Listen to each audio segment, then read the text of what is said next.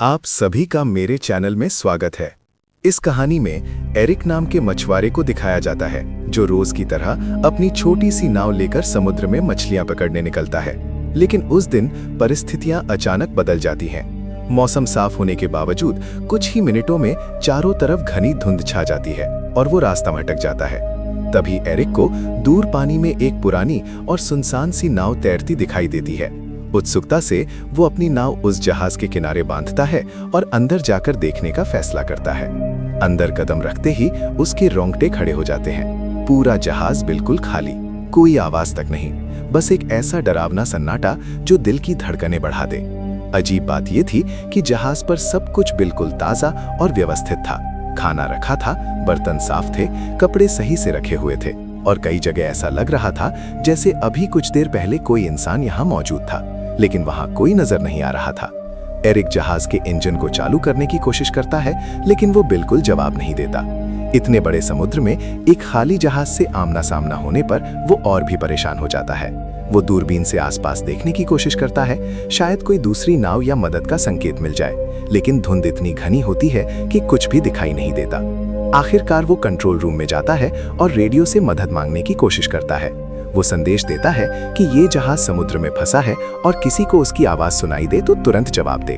Radio पर message भेजने के बाद एरिक अपने जहाज की ओर लौटने के लिए डेक पर आता है, लेकिन जैसे ही नीचे देखता है उसका चेहरा सफेद पड़ जाता है। उसकी अपनी छोटी नाव वहां होती ही नहीं है, जबकि उसने उसे मजबूती से बांधा था।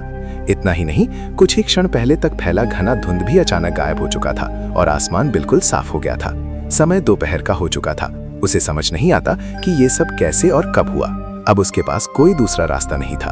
वो वापस उसी रहस्यमयी जहाज में लौट जाता है और नक्शों के सहारे समझने की कोशिश करता है कि वो आखिर कहाँ पहुंच गया है। उसे जल्द ही एहसास होता है कि इंजन ठीक किए बिना यहाँ से निकलना असंभव है। वो पूरे जहाज में औजार ढूंढता है और घंटों की मेहनत के बाद इंजन को ठीक कर देता है। उसके लिए ये सबसे राहत भरा पल होता है, लेकिन समस्या अभी खत्म नहीं होती। वो फिर से रेडियो पर संपर्क करने की कोशिश करता है, लेकिन एक बार फिर कोई उत्तर नहीं मिलता। थका हुआ एरिक ऊपर की तरफ आता है और उसे अचानक पेशाब जाने की जरूरत महसूस होती है। आसपास कोई नहीं दिखता तो वो सोचता है कि जहाज के किनारे जाकर ही निपट लेता है, लेकिन जैसे ही वो किनारे पर खड़ा होता है, अचानक कोई उसे जोर से धक्का दे देता है। वो सीधे समुद्र में गिर जाता है। तेज धार और हवा के दबाव में वो वापस ऊपर आने की कोशिश करता है, लेकिन बहुत मुश्किल से जहाज से लटकती रील को पकड़कर खुद को डूबने से बचा लेता है। हिम्मत करके वो धीरे धीरे खींचते हुए दोबारा जहाज पर चढ़ता है। तभी वो पूरी तरह संभला भी नहीं था कि दोबारा नीचे टॉयलेट जाने उतरता है। तभी अचानक कोई जोर से दरवाजा बंद कर देता है। शुरुआत में उसे लगा कि हवा से ऐसा हुआ होगा, लेकिन जब वो बाहर निकलने की कोशिश करता है तो ताला अंदर से बंद मिलता है। ये देखकर उसकी सांसें अटक जाती हैं। वो ताला खोलने की हर कोशिश करता है, यहाँ तक कि जेब से एक सिक्का निकालकर भी खोलने की कोशिश करता है, लेकिन कुछ काम नहीं आता। अब उसे यकीन हो जाता है कि इस जहाज पर वो अकेला नहीं है। कोई है जो दिखाई नहीं देता, लेकिन हर पल उसके आसपास घूम रहा है। किसी अनजान ताकत का उसे परेशान करने का इरादा साफ नजर आने लगता है। वो जोर से चिल्लाता है, जो भी हो कृपया दरवाजा खोल दो, मैं सिर्फ देखने आया हूँ। लेकिन उसे कोई जवाब नहीं मिलता। डर और बेचैनी के बीच वो कैबिन की ओर बढ़ता है और वहां पहुंचकर जो देखता है उससे उसकी रीढ़ में सिन दौड़ जाती है। फर्श पर खून के धब्बे, माहौल इतना डरावना कि कोई भी सामान्य इंसान वहां से भाग खड़ा हो। लेकिन एरिक हिम्मत जुटाता है, एक कैंची उठाता है और दरवाजा खोलने की कोशिश करता है। तभी अचानक पूरा जहाज जोर जोर से हिलने लगता है। ऐसा लगता है जैसे कोई बड़ा हादसा होने वाला है। वो डर के मारे ऊपर की ओर भागता है और एक खिड़की से बाहर झांकता है। सामने दूर से एक विशाल कार्गो जहाज उनकी दिशा में तेजी से आता दिखाई देता है। उसकी सीधी टक्कर इस जहाज से होने वाली थी। एरिक समझ जाता है कि अगर टक्कर हुई तो वो जिंदा नहीं बचेगा। वो किसी तरह ध्यान आकर्षित करने की कोशिश करता है। अपनी शर्ट उतारकर जोर जोर से हवा में लहराता है, लेकिन इतना विशाल जहाज उसे देख ही नहीं पाता। अब उसके सामने एक ही रास्ता बचता है, जहाज को रोकना। तभी उसकी नजर खिड़की के पास लटकी एक लंबी रस्सी पर पड़ती है। वो तुरंत एक उपाय सोचता है। रस्सी को बांधकर वो उसे पानी में फेंक देता है ताकि जहाज की गति रुक जाए, लेकिन उल्टा मुसीबत और बढ़ जाती है। रस्सी इंजन के ब्लेड में फंसकर अंदर की ओर खींच जाती है और उसका फंदा सीधा एरिक के गले में लिपट जाता है। जोर की खींच से उसकी सांसें रुकने लगती है। हालांकि आखिरी पल में वो एक औजार से रस्सी काटकर खुद को किसी तरह बचा लेता है। रस्सी से गला जकड़ जाने की घटना के बाद एरिक की गर्दन पूरी तरह लाल पड़ चुकी थी। उसका दम घुट चुका था और वो लगभग मर ही गया था, लेकिन आखिरी क्षण में उसने अपनी बची हुई ताकत जुटाकर खुद को उससे छुड़ा लिया। इंजन में रस्सी फंस जाने से नाव की रफ्तार अचानक धीमी हो गई, पर यह राहत बस कुछ ही पलों की थी, क्योंकि सामने से आते विशाल कार्गो जहाज ने बिल्कुल भी रुकने के संकेत नहीं दिखाए। कुछ ही सेकंड में उस भारी जहाज ने उसकी नाव को जोरदार टक्कर मारी। ये टक्कर इतनी भयानक थी कि पूरा छोटा जहाज हिल उठा और एरिक फर्श पर जा गिरा। उसके सिर में गहरी चोट लगी और तुरंत बेहोशी छा गई। जब कुछ देर बाद उसे होश आया तो उसने खुद को फिर उसी बाथरूम में पाया जहां अब पानी लगभग उसकी गर्दन तक भर चुका था। लेकिन जो बात उसे सबसे ज्यादा भयभीत करती थी वो ये थी कि ये पानी समुद्र का नमकीन पानी नहीं था, बल्कि एकदम मीठा और साफ था। मानो कोई जानबूझकर उसे मानसिक रूप से तोड़ने के लिए हर कदम सोचे समझे तरीके से उठा रहा हो। थक कर टूट चुका एरिक अब विनती करने लगा, जो भी हो कृपया मुझे यहां से जाने दो। लेकिन पूरे जहाज में वही खामोशी थी जो हर बार उसे और भी ज्यादा डराती थी। भूख और प्यास से बेहाल होकर उसने शावर से बचे हुए पानी को पिया, पर कुछ ही क्षणों में वो भी खत्म हो गया। जब उसने सिंक से पानी पीने की कोशिश की तो पानी का स्वाद बदल चुका था, अब वो खारा था। इसी से उसे अंदाजा हुआ कि कहीं ना कहीं जहाज में रिसाव हो चुका है और समुद्र का पानी अंदर आने लगा है। ये समझते ही उसकी घबराहट और भी बढ़ गई, क्योंकि इसका मतलब था कि ये नाव अब ज्यादा देर पानी पर नहीं टिक पाएगी। उसने दरवाजा खोलने की कोशिश की, लेकिन वो बाहर से बंद था। ऐसा लग रहा था कि कोई अदृश्य ताकत उसके हर कदम पर नजर रख रही है और उसे बाहर निकलने से रोक रही है। रात होने तक पानी लगातार बढ़ता गया और वो बहुत थक चुका था। आखिरकार थकावट से उसकी आंख लग गई। रात में समुद्र पर तेज तूफान आया जिसने जहाज को भीतर तक हिला दिया और एरिक को कई नई चोटें लगी। सुबह जब उसकी आंख खुली तो पानी उसके चेहरे तक आ चुका था, मात्र कुछ ही इंच और वो डूब जाता। अभी अचानक उसे किसी ताले के खुलने जैसी एक धीमी सी क्लिक सुनाई दी। उसने जैसे तैसे हैंडल घुमाया और उस पल पानी का दबाव इतना भयानक था कि दरवाजा पूरी तरह टूटकर नीचे गिर पड़ा। इसी तेज बहाव ने उसे बाहर निकलने का मौका दिया और वो किसी तरह जहाज की छत तक पहुंच गया ताकि ताजी हवा में सांस ले सके। अब उसे पूरा यकीन हो चुका था कि यह जहाज सामान्य नहीं था। कोई अदृश्य दुष्ट शक्ति इस जहाज को नियंत्रित कर रही थी और किसी कारणवश वो उसे छोड़ना ही नहीं चाहती थी। शारीरिक और मानसिक दोनों रूप से वो टूट चुका था। नीचे की ओर पानी लगातार बढ़ रहा था और जहाज कभी भी डूब सकता था। इसी भय के बीच उसे एक तरीका सूझा। उसने जहाज में पड़े एयरबैग्स और टूटा हुआ बाथरूम का दरवाजा उठाया और उनसे एक छोटा सा राफ्ट तैयार किया। फिर उसने उसे अच्छी तरह बांधकर मजबूत बनाया और जहाज से खाना, पानी और औजार इकट्ठा करके राफ्ट पर रख दिए।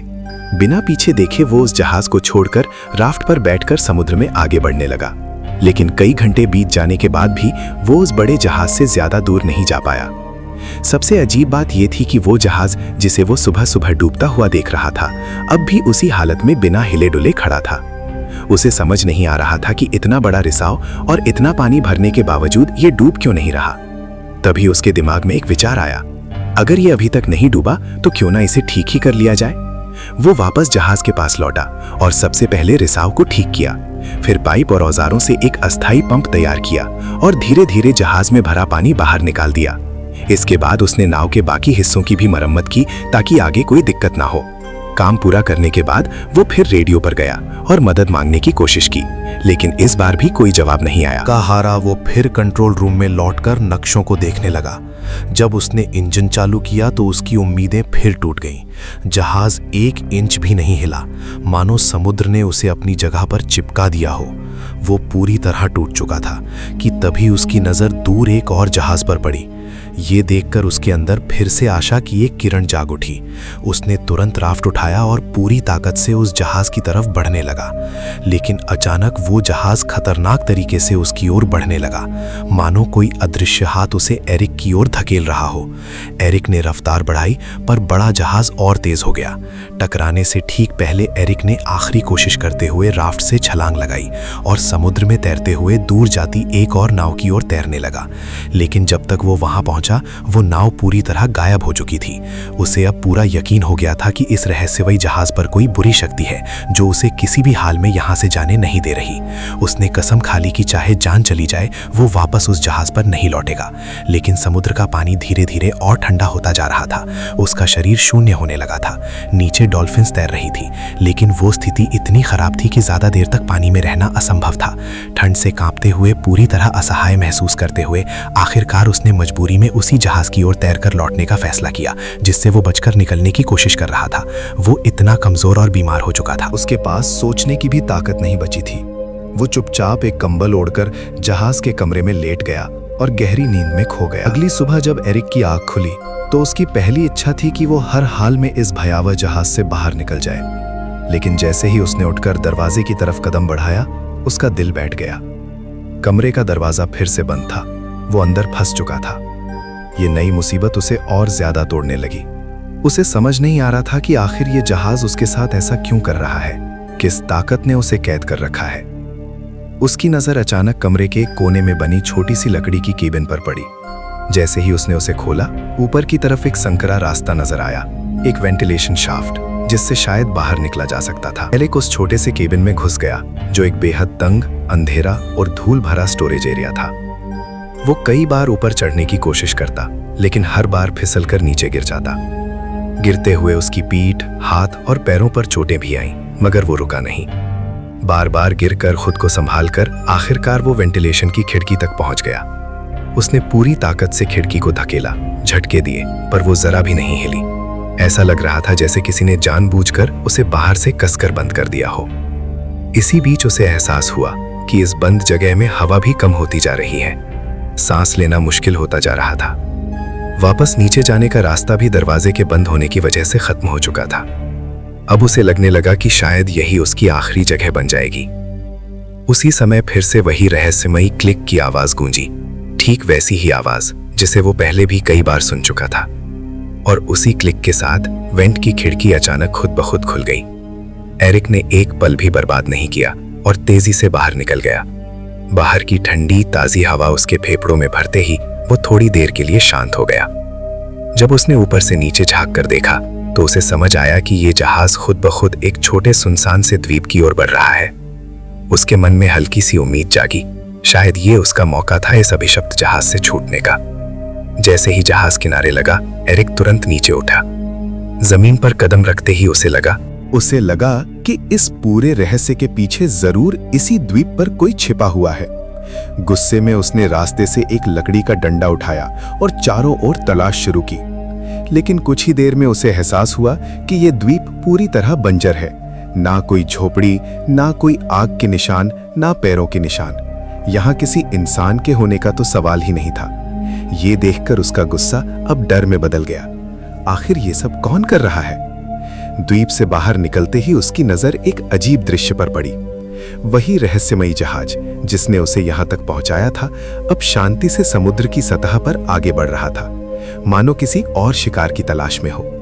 ये देखकर एरिक को पूरा यकीन हो गया कि ये जहाज इंसानों द्वारा नहीं, बल्कि किसी अंधेरी खतरनाक शक्ति द्वारा नियंत्रित है। अगर उसे अपनी जान बचानी है तो उसे तुरंत इस द्वीप से निकलने का कोई रास्ता खोजना होगा। वो खोजबीन करते करते द्वीप की सबसे ऊंची चोटी तक पहुंच गया। वहां से उसे दूर एक और द्वीप दिखाई दिया, लेकिन वो इतना दूर था कि वो वहां क्या हो रहा है कुछ समझ नहीं पाया। फिर वो द्वीप के पीछे की तरफ घूमते हुए नीचे उतरा और तभी उसकी सांसें अटक गईं। वो ठीक उसी जगह पहुंच चुका था जहां से उसकी पूरी घटना की शुरुआत हुई थी। वही किनारा, वही वातावरण और सबसे चौंकाने वाली बात, उसकी अपनी छोटी नाव वहीं बंधी हुई थी, ठीक उसी स्थिति में जैसे उसने पहले दिन छोड़ी थी। यहाँ तक कि आसपास खड़े लोग भी वैसे ही सामान्य तरीके से अपना काम कर रहे थे, जैसे कुछ हुआ ही ना हो। एरिक अबाक रह गया। उसे यकीन नहीं हुआ कि वो जो कुछ झेल कर आया, डर, जहाज का रहस्य, बंद कमरे, आवाजें, मौत के खतरे और ये सुनसान द्वीप, क्या सब सच था या किसी भयानक भ्रम का हिस्सा? लेकिन उसके जख्म, उसकी थकान, उसकी सांसें और उसका अनुभव साफ साबित कर रहे थे कि ये कोई सपना नहीं था। अब सवाल ये था, उसकी नाव वहां दोबारा कैसे पहुंची और इस रहस्यमयी द्वीप का असली सच क्या?